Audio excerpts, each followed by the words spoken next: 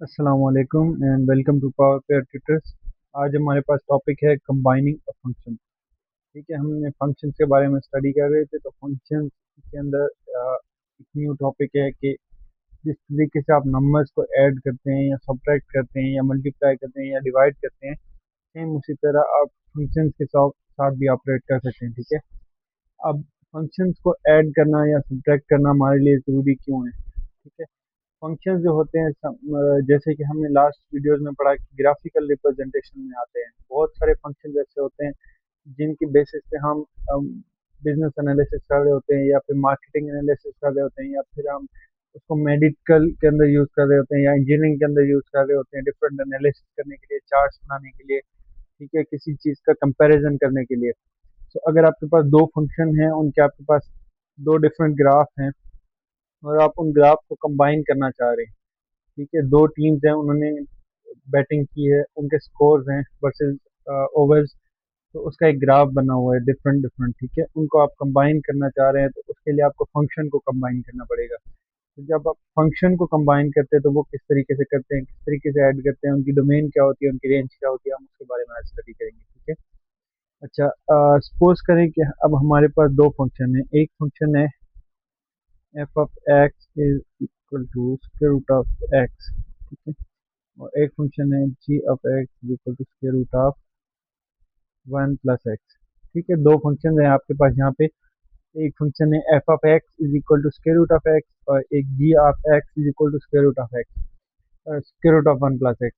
अच्छा, इसके लिए आपके पास जो रिक्वायरमेंट है, रिक्वायरमेंट ये होनी चाहिए कि आपके पास जो है फंक्शन दोनों वो एक ही वेरिएबल के अंदर होने चाहिए। जैसे एक्स है तो दूसरे के अंदर वाई नहीं हो सकता। लाइक एफ ऑफ एक्स है तो जी ऑफ एक्स होना चाहिए, जी ऑफ वाई नहीं हो सकता। इसी तरह आपके पास डिनोमिनेटर के अंदर जीरो नहीं हो सकता है। इसके अलावा कोई ऐसा जिसकी कंडीशन नहीं है और रियल नंबर से बिलोंग करना चाहिए। ठीक है, अब इनके अगर मैं जो है डोमेन देखूं, तो इस फंक्शन की अगर आप डोमेन निकालें तो ये फंक्शन की डोमेन बनती है आपके पास जीरो से कोई भी पॉजिटिव नंबर आ जाएगा। ठीक है, आप इसके रूट के अंदर नेगेटिव नंबर नहीं देख सकते। ठीक है, तो इसके अंदर पहला नंबर जो आ सकता है वो जीरो आ सकता है और फिर आपके पास प्लस इंफिनिटी तक आ सकता है। ठीक है, इसी तरह अगर आप जो दूसरा वाला है, इसके अंदर भी आपको नेगेटिव नंबर नहीं चाहिए। ठीक है, कोई भी नेगेटिव नंबर नहीं चाहिए। ठीक है, अगर बिलफर्ज मैं इसको वन प्लस नहीं लिखता, इसको मैं वन माइनस लिखता हूँ थोड़ा सा आपको समझाने के लिए। वन प्लस में तो इन दोनों की रेंज जो है वो एक दूसरे के सिमिलर हो जाएगी। ठीक है, इसको हम फंक्शन को लिखते हैं वन प्लस में, सॉरी वन माइनस में, वन माइनस एक्स कर देते हैं। ठीक है, अब इस फंक्शन में अगर आप देखें तो इसमें जो मिनिमम आपके पास वैल्यू आ सकती है रियल नंबर की वो वन आ सकती है। ठीक है, सही है, वन आ सकती है।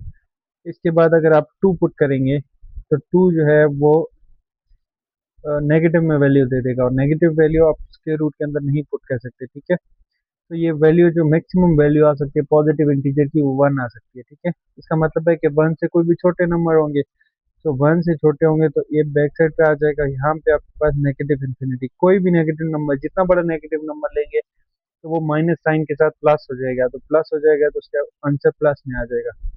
लाइक रेंज जो, सॉरी, डोमेन जो इसकी हो जाएगी वो minus infinity two plus one हो जाएगी। ठीक है, इसमें मैंने आपको बताया था कि जो आपके पास जो यहाँ पे स्क्वायर वाली ब्रैकेट यूज होती है, ये वाली ब्रैकेट यूज होती है, इसका मतलब है कि वो जीरो इज इंक्लूडेड। ठीक है, और जहाँ पे आपके पास स्मॉल ब्रैकेट्स यूज हो रही होती हैं, that mean infinity itself is not included. ठीक है, itself is not included in the domain. ठीक है, अब ये जो फंक्शन है अगर मैं इनको ऐड अप करता हूँ, ठीक है, F of x plus g of x करता हूँ, तो ये क्या हो जाएगा आपके पास, ये आ जाएगा square root of x plus square root of one minus x.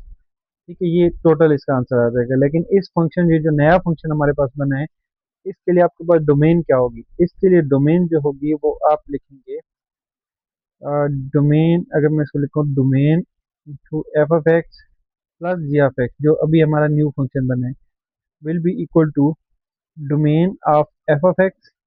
ठीक है, एफ ऑफ एक्स की डोमेन जो होगी intersection domain of g of x, ठीक है। इन दोनों का आपके पास इंटरसेक्शन आ जाएगा, इन दोनों में जो कॉमन वैल्यूज होंगी वो इस फंक्शन की डोमेन बनेगी, ठीक है।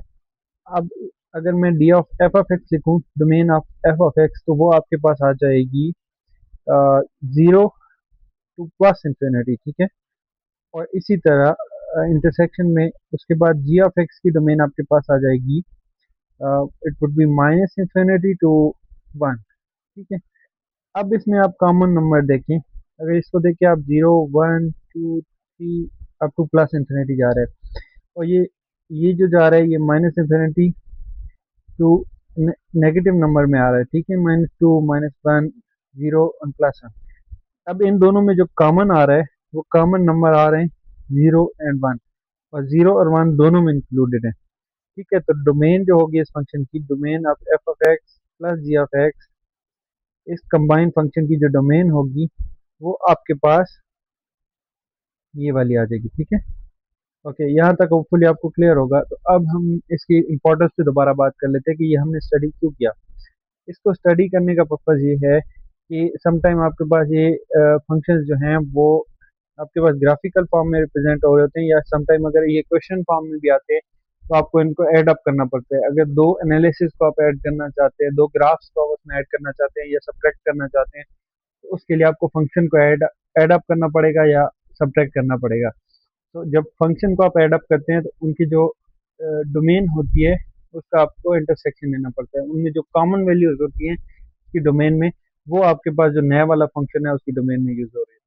होपफुली आपको वीडियो यहाँ तक समझ आई होगी। अगर कोई क्वेश्चन है तो आप कमेंट बॉक्स में पूछ सकते हैं। थैंक यू, अल्लाह हाफिज़।